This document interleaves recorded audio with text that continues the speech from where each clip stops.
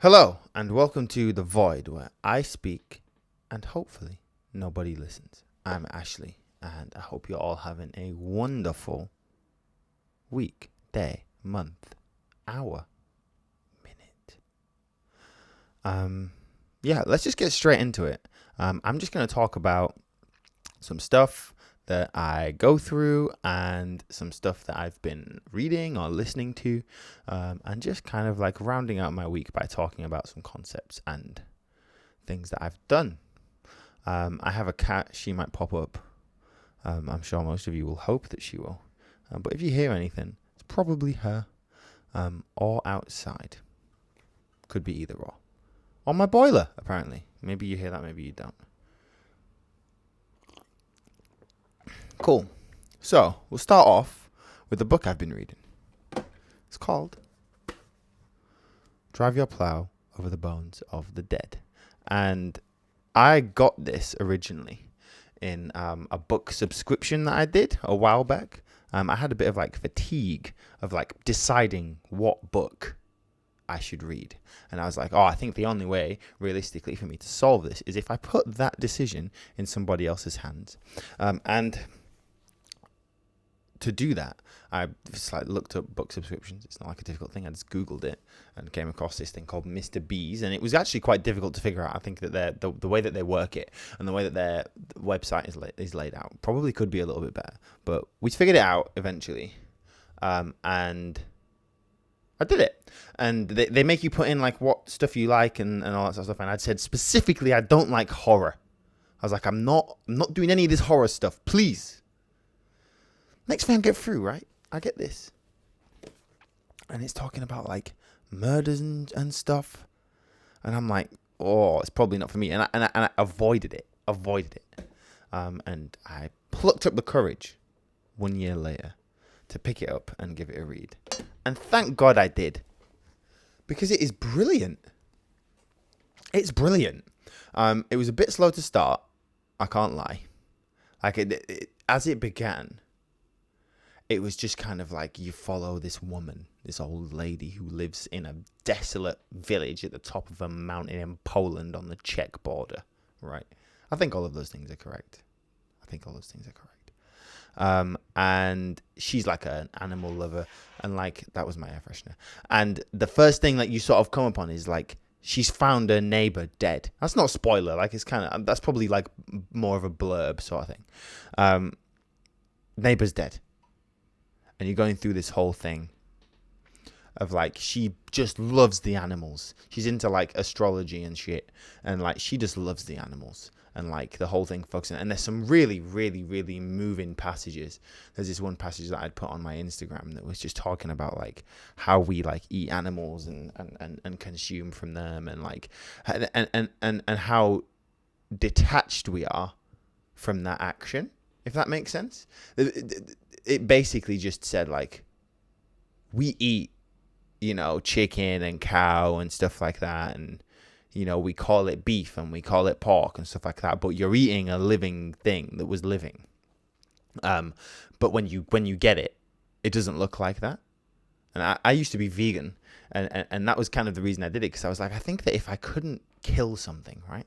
If I couldn't kill it with my own two hands and eat it, I think I disagree with eating it in general, and I still to an extent agree with that. I eat meat now, like every day, but I think that still I agree with like if I couldn't kill it, then I probably shouldn't eat it. The difference now is that I think that I could probably kill a chicken. I think I could kill a chicken. We're 5 minutes in, I'm telling you this. I could probably kill a chicken. If I had the tools, I could kill a cow. And as long as the cow like wasn't my friend. I've got Becky and she's sniffing up the tripod as we speak. And I couldn't harm her at all. Maybe ever, definitely ever. But I think if it was just like a cow walking down the street, or I'm coming across a field of cows. I don't know what is the collective noun for cows. I don't know, but I think I could kill one, and I think the same for a pig. With the correct tools, I could do it. As in, like, to make it as easy as possible. Yeah, and there's just passages like that I was like, oh, that's really interesting. And there was this one specific quote, and I've got it written down here in my notes. And it says, one has to tell people what to think. There's no alternative. Otherwise, someone else will do it. If you rewind it back if that didn't process right, and I'll maybe put it somewhere on the screen, maybe not. Don't know how technical I'm feeling, but it just resonated with me so much. Of like, you can control people's perception of you. Oh my gosh, Becky! I had to sort Becky out. She was being annoying. So, but yeah, like, go back and listen to the quote if you need to, but. It resonated so much with me because I was like, you're right. You have to tell people what to think about stuff. Because otherwise people will gossip. You know? Like if this thing has happened, you can influence people, you can inform people.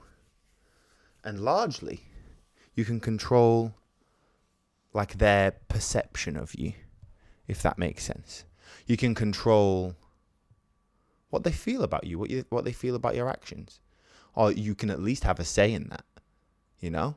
You can be part of the conversation that's like, this is what this was, this is what this is. And I just thought, what a very concise way to put something really quite profound, in that people think like, oh, people think this about me, people think that about me. Well, no, tell them different. Tell them different, and whether that's a lie or not, I don't think is like particularly important in like most scenarios. Tell them something different. Throw them off the scent, even if it's true. Throw them off the scent. And this is why I'm kind of glad that probably nobody will watch this, because I'm showing some serious dark sides. But yeah, it's a fabulous book, and I'm like 10 pages off the end. So maybe I should have finished that. I'm on the last chapter, so I know what the big twist is at the end. And I was shook when it happened. Because, like, basically, it's not about finding out who did it. It's not about finding out who did it. I think that the book largely is about this woman's perspective on things that are happening and on, like, animal rights and stuff like that. It's about this woman. And, like, you sort of go on this journey with her. It's not really about who did it, but it is about who did it. And like, they sort of start throwing hints about like who it could be. And I'd thought it was this one guy, and like turns out it's not. And I'm like, of course it wasn't. Like, when you find out who it is, it's like, oh, of course you did that. Of course that is what happened. But in the best way. Not in like a, oh, I should have seen that coming. Oh, classic. In like a, oh, okay. And it kind of makes everything you've read up until that point like way more interesting. Anyway, give it a read. Drive your plow over the bones of the dead. Wonderful book by a woman called Olga Tocarczuk. And I probably pronounced that wrong, but I did my best. So, what have I been listening to this week? I'll put a picture up because I don't have the album. But I've been listening to Masego's new album. It's a self-titled album. So the album is called Masego. And it is great. There's some really, really, like, I think he'd released You Never Visit Me beforehand. So I sort of understood what the vibe was going to be. But, like, it just plays. Like, it's not, like, musically groundbreaking or anything like that. But it's interesting enough that I listen over and over again. It's like easy listening meets kind of not easy listening. Like, it's just like nice R&B, and I've not been in a very like R&B headspace for months, years even. Like, I used to fucking bang R&B all the time. I was into it, and like recently I've been more into like alternative stuff and jazz. And just stuff that evokes more emotion. And by that, I mean mostly basic white girl music. Phoebe Bridgers has been all over my ears recently. and just stuff like that. The Japanese house, some great stuff. But like I've not really been in like an R&B place. I've been more like, like listening to the Gorillaz and Bon Iver and James Taylor and the 1975 and stuff. And obviously I would still rotate Kendrick in and Thundercat and all the staples, but like I've not been in like a searching for R&B music. And this has sort of reinstilled that a little bit of like, oh, I appreciate this music still. Like this is the stuff that I grew up on. But it's sort of like, feels like you put some effort into it. I think that's largely been my problem with like R&B in general, is that it doesn't, a lot of times it just doesn't feel like there's a lot of effort that's been put into it. And I feel like that a lot with like contemporary rap. You've obviously got your like some really, really clear standouts. You've got your Kendricks and stuff like that, and people of that sort of skill level. And that's not to say that these people that I'm referring to, because I can't think of any names off the top of my head, but like rap in general, right? It just feels like no one's putting any effort in at the minute. But this Masego album feels like he's thought about the music.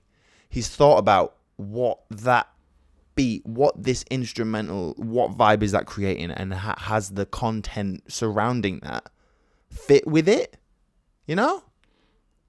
It's great. Give it a listen. I have lots of music recommendations, and if you would like to hear more about my music taste, just go to my Instagram. I'll probably have linked it below, and there'll be lots of stuff. It's called Tastemakers. Just click on the story. I just do like a little video of my day, and like there's a song of the day. Anyway, we're 10 minutes in, and we're only just getting onto the main topic, which is relationships, right? Relationships and being in a relationship, getting into a relationship, and how not to lose yourself in a relationship. And to preface this, I should say that I am single, right? And not in a relationship, very much not in a relationship. And I just, not just like a year ago, almost to the day, come out of a serious relationship. We were together for like just under 4 years, lived together, all sorts, did lockdown together and stuff like that. And maybe that's a story for another time. But I just wanted to talk about being in a relationship and getting into a relationship and finding yourself within a relationship, if that makes any sense. And it will, because I will talk about it. So, I'll start off with what I think is like the beginning of the cycle, which is being single. Whether that's newly single or you've always been single or like you just had like a huge change. I'll start with that. So personally, I found myself in a place where I was like, I think that I gave too much of myself to a relationship. And this wasn't like a conscious thought. This is like a recent thing. But I think I gave too much of myself to a relationship to the point in which I lost a lot of what makes me me, right? I sort of became like this. I just became the relationship. There's a word for this. It begins with an A. Fuck. Anyway, it doesn't matter really what the word is, but like I sort of became the relationship. The relationship became me, and like I assimilated within the relationship of like I just became it. I became her. I became us. And like a lot of what I had grown up loving and stuff had just sort of like fallen to the wayside, because I was giving so much of myself to this thing that I thought was like, oh no, it's fine because I'm growing and I'm nurturing this thing that is important to me, right? But I came out and I was like, I think I've lost a lot of myself, and like there was a lot of work to be done, and that's another story. But let's say like, a few months ago, I got to a point where I was like, I'm now feeling good enough to say I need to find myself again, right? Like in a place where I'm like, enough work has been done for me to now be like, okay, I can move forward a little bit. I can find myself again, right? And I don't think it's a coincidence that this is the first book that I've finished, first new book I finished in over a year. And I don't think it's a coincidence that all of a sudden I've found all this motivation to like go to the gym and cook nice stuff and look after myself and make sure that I'm taking supplements and spend, really decent quality time with my cat and find things to do. I've got like a whole summer booked and I'm going out with friends and I'm finding myself again and I'm playing games, but I'm playing them in like a healthy manner, not using them as like a coping mechanism. I'm like, oh no, I'll just play for a couple of hours, and I genuinely play for a couple of hours and then off I go. And it's like, I'm finding myself again. I'm finding myself and the person that I want to be, right? Because there's been changes, The nutrition in the gym, that's actually quite new stuff for me. I was a bit of a gym goer when I was like 19, 20, 21. But never like super serious, never really knew what I was doing. But like in that specific sense, I mean that I'm investing in myself now. I'm investing in me. And it's not for anybody else. It's for me. I wake up on a morning and I stare at myself in the mirror and I go, rotted, clotted, you look great. Jesus Christ, you look like a different person than you did a few months ago. All right? So it's finding yourself again. I love reading. I love putting a vinyl on. I love playing a game. I love going out with my friends. I love getting litty as a titty. I love eating. I love food. And it's embracing those things and finding the balance for them, inside and outside of like, your work life and things that you have to do. It's been finding that has been so rewarding. And enlightening of like, maybe this person wouldn't have wanted to leave me if I'd had a sense of self, right? If I wasn't so clearly serving this relationship, maybe this person would have still wanted to be with me, right? Would have still been enthusiastic about being with me. And that's not to say like I want to go back and make that happen. It's more so that I'm like, I need to be happy with myself. I need to be happy with me and the decisions I'm making before I'm thinking about adding anything else on. So yeah, people spend months and months, and I'm spending months and months finding myself again, finding the love of reading and all those things, and moving forward. I'm feeling like I'm making some headway. And then you get to sort of the next section, which is like, how do I find myself a relationship, right? How do I get let's say I want to be in a relationship. I don't think that's true right now. But like, let's say I want to be in a relationship. I'm on Hinge, I should say. I'm on Hinge. So I guess I am kind of looking, but I'm not looking. Like, I'm not taking it seriously. I'll talk to some people. But largely, I get like 3 messages back. And there's like some interesting stats on like how many people on these dating programs actually get people liking them, right? So I think I'm lucky to just have people liking me in general. I should be grateful for that because I think there are a lot of people who don't. But at the same time, it's never really working out. So how does one find a relationship, right? Naturally, people think like, oh, work maybe. That's a bad idea. I've tried that before.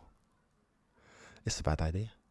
It's a good idea in terms of like exposure and stuff, right? Because I think for a lot of guys, right, dating apps don't work because what is attractive about someone a lot of the time, unless you're one of like the, like, I don't know, 96th percentile of person that is super attractive, you're not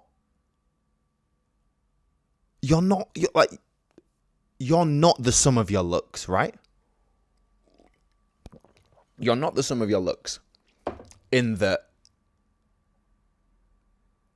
I think most of what is attractive about me, right? I can only really speak about myself. Most of what is attractive about me is social, is what you get when you meet me. It's a vibe, it's banter, it's energy, it's what I provide in a room that I think sets me apart from other people, right? I'm an actor. So I have some very, very, very attractive friends. As in, like, you wouldn't believe. Timothée Chalamet level of attractiveness, right? So in order to stand above that crowd, because I don't think I'm particularly like attractive physically, in order to stand in the same realm as these people, because they're my friends, so like I surround myself with them. So it's like if I'm talking to someone, they're gonna see them. So it's like in order for me to stand out, I'm relying almost entirely on social interaction, on vibe, to get somebody to feel a way about me. And probably you don't get that from a dating app. And like they're trying to mitigate that they get you to put a voice note and stuff like that on Hinge. At least that's the only one I'm on, but like you can put voice notes and stuff on there now. So I think they're trying to bridge the gap, but it could never happen. You will never feel a vibe over the internet, right?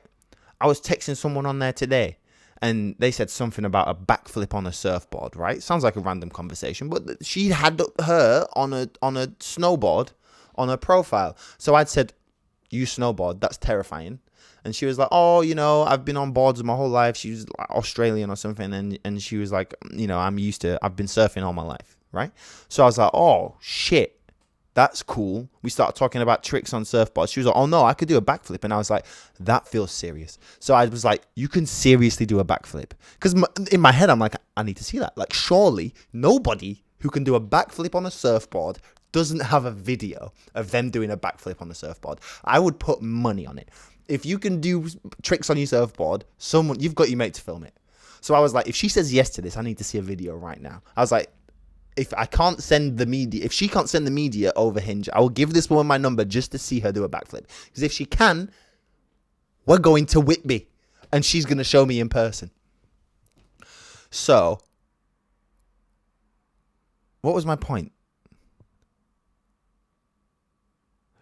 But here's the point. She was like, "Oh, my sarcasm isn't translating over here, like over the text." And I was like, "Oh, okay." And it was reassuring because I was like, "Oh, she was joking. That's cool. I want to know what that joke was like." So it's like, "Oh, I genuinely might try and meet with this person." But like, I was like, maybe some of my humor isn't translating, right? Logically, probably some of my humor isn't translating. So it's like, how do you find someone?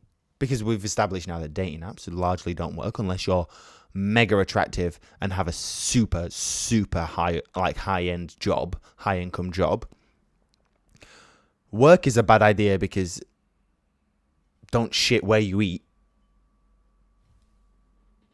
And people will do it. I will probably continue to do it. I do it all the time.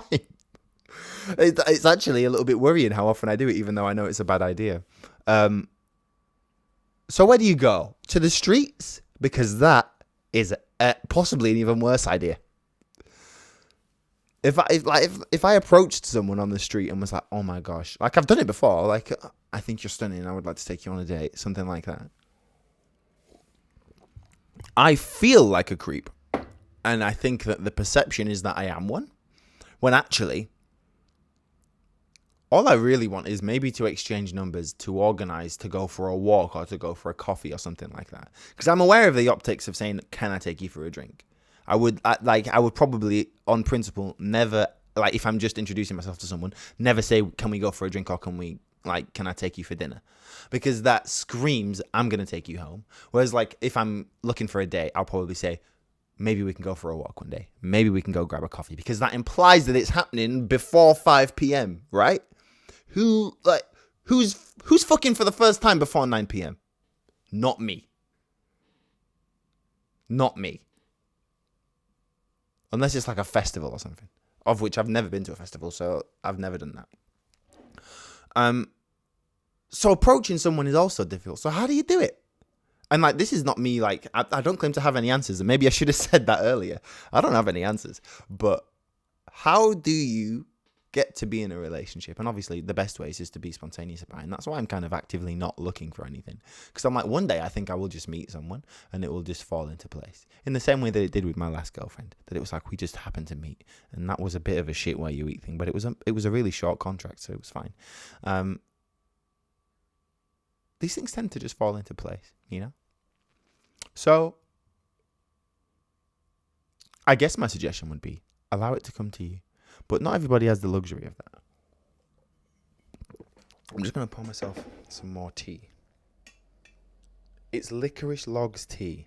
And if you haven't tried licorice tea, I suggest you do. Because it is so delicious. You don't need sweetener. It is sweet all by itself. Whoa.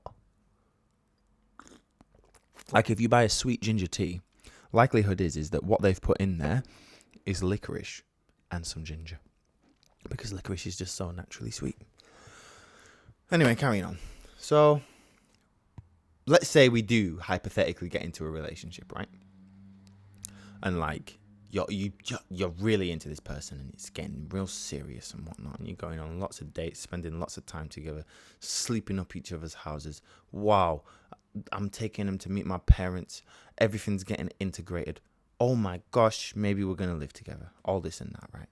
In and amongst all of that, right? How, and this is a question again, how do you not lose yourself in that, right? Because it happened to me. I just got to a point where like, I was pretty fine, right, in my relationship. Like I was like chilling. I had like as steady a job as you can get when you're an actor, like steady wage. And then I like once that job opportunity had gone, I went straight into the next one, and the money just sort of kept on going. So financially, I'm quite stable, and like career-wise and creatively, I'm quite stable. Everything's fine for me, right? Whereas my partner, they were going through college and all sorts, and it was like, well, this person needs support, and I love this person, so I'm gonna support this person, right? If she's saying, oh, maybe I, can't afford to go out or something like that, I'm like, here's a little bit of cash, go enjoy yourself. If like she's like, oh, I've forgotten such and such thing, or like, oh, I've not had time to food prep, I'm basically part-time. So here's me cooking for you, right? And the precedent, I guess, got set.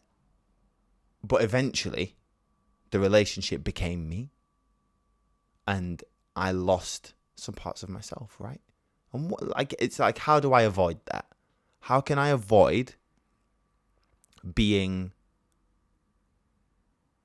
lost, getting lost, losing myself because I care so much about a relationship?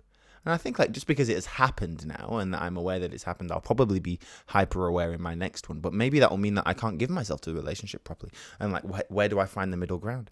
But, what, like in my head, I'm thinking, well, you just have to be careful. You have to make sure that you set time aside for yourself. You have to remember what the things you love are and getting people involved in those things. And like, I've got a friend, right? I have one singular friend. And they've been with their partner for a long, long time.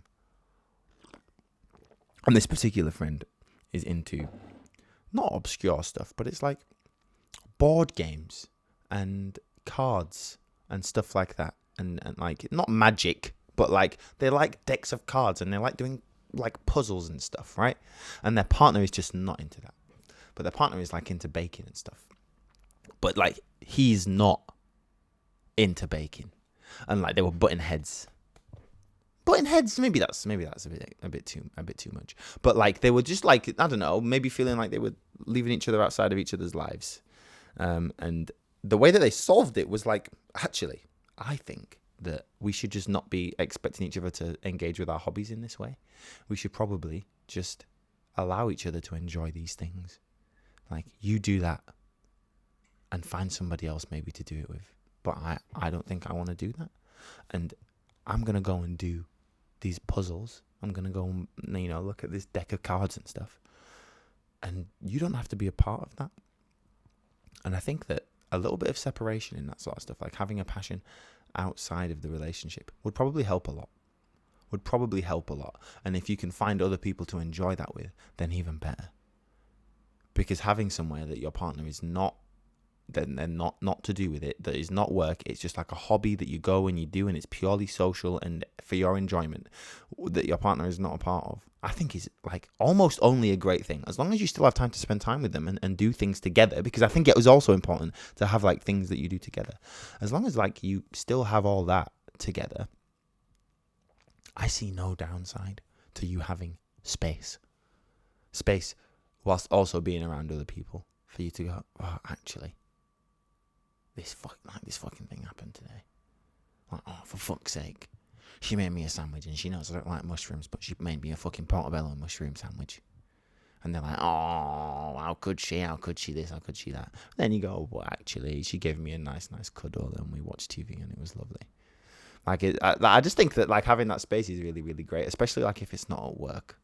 Like, you know, work, you kind of don't want to be complaining too much about stuff. Unless it's, like, genuinely our friends. Yeah, I just kind of think, meh. So it's like, yeah, how do you not lose yourself? And like, you know, it's a question, not an answer. And maybe you lot will be clicking on this. If anyone's listening, I doubt anyone is. Maybe someone's going to click on this thinking that, oh, he's going to have the answer for this.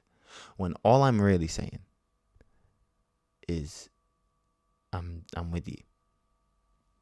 If you saw what I put in the title and thought, oh yeah, I don't know how to fix that problem. But I'm having that problem too. I would say that is the sum of everything. Yeah. I would say that is it.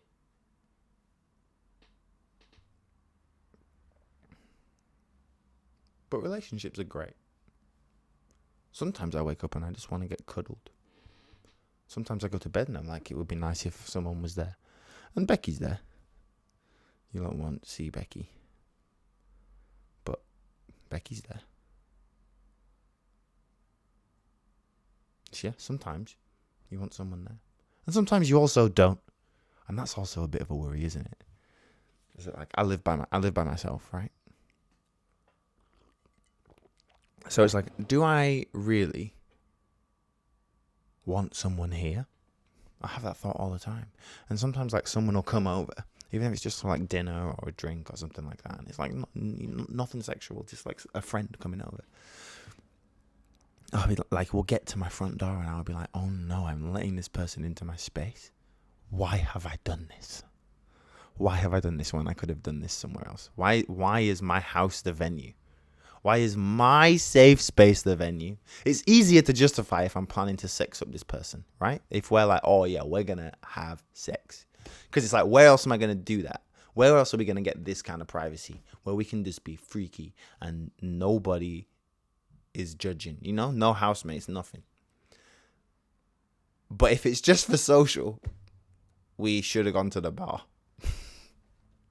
And like, I'll get in here and it'll be great because it'll mean like, oh, at the end, they just leave or something like that. But it's like, even being ready, even feeling ready for a relationship is tough. Even feeling like you're confidently in a space where it's like, oh no, I'm ready to share this with someone, is tough.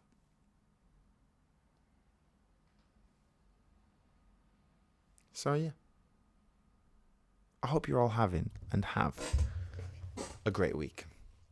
And I will speak to you all very soon. I'm Ashley.